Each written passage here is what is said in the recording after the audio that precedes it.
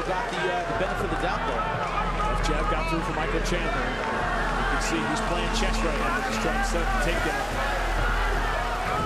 Chandler is faster, Patricky Pitbull more powerful, more naturally heavy-handed. That's the difference in their striking styles. Chandler, and it's over. Michael Chandler came in wanting to take the fight to the ground.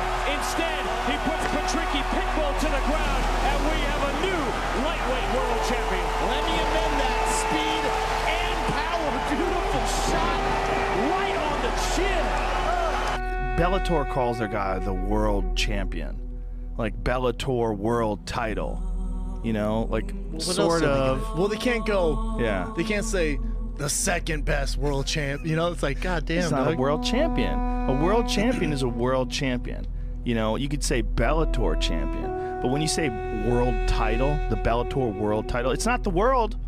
But stop, please. But that's fighting. That's Yes. fighting. That's why, like in the NBA, the Cavs are the world champ. There ain't no one on this fucking earth beating those 5 guys. You're putting on a happy face. I can't imagine, knowing the kind of competitor that you are.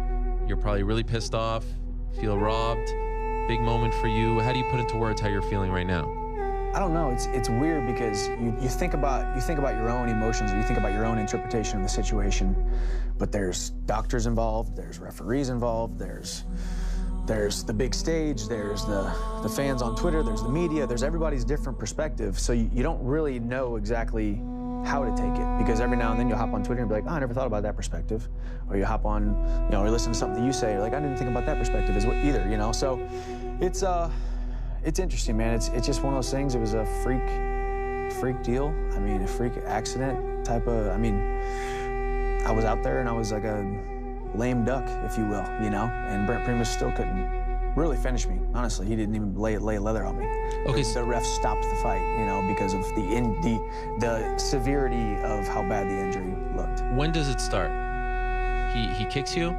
No, when I'd stepped back and rolled my ankle. Okay. And it rolled underneath me and bent 7 ways to Sunday. Wow. I think I stretched it so bad that it jacked up the nerve, and I have 0 nerve function.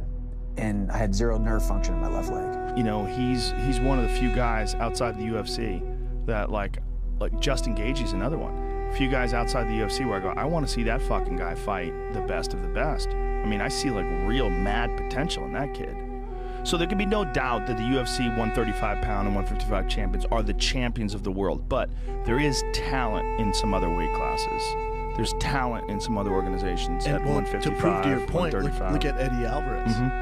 Everyone's like, God, I wonder how he'd do in the UFC. Well, he's fighting for a world title now. Yeah. He could be the first guy with the Bellator title and UFC title. And I think Chandler, a guy who beat him once and lost to him a second time, I think Chandler looks even better now. Me too. Better than ever. Me too. He knocked out Patricky Pitbull. Like, ooh, good Lord. He's explosive too. Ooh, he's so quick with his entries and his footwork was fantastic. Nasty. And he's a guy who's doing some, you know, pretty extensive fucking camps to get ready for this. A spectacular workout ethic or work ethic. Where do you think? Because a guy like Chandler, who's just killing the game, right? Like he's world champion. He has a shitload of. But this is the thing, though, Joe. Let's say you're his manager. He's the king of Bellator. Let's say he's pulling mid 6 figures for sure, and then he has sponsorship money included, so high 6 figures per fight. Then you come to UFC. It's true. You know what I'm saying? It's gonna be a different animal. Now, it's true. As a fighter, no one's ever gonna say you're pound for pound best. That's just never gonna happen. It's just not. The only way. What do you do? This is what I think. If you lined up 100 people right now and said, hey, watch this clip. Yeah. Is that man right there fit to fight? Right. 90% of them would say no. You know, I mean, he was stumbling all over the place. Now you look at it from the competitor's standpoint, or you look at it from your shoes where you've seen a million fights, or maybe if it was big John McCarthy in there, or maybe if it was Dan Miragliotta or a different ref, maybe they would have saw and interpreted it different. I mean, literally, the unfortunate part of the situation was that ref called for the doctors to come into the cage 15 seconds after I just dropped him. Yes. On one leg. Yes. So that's where the hard part comes in, because I was standing there. I said, come on, take it, break it. I looked right in the eyes and I said, take it.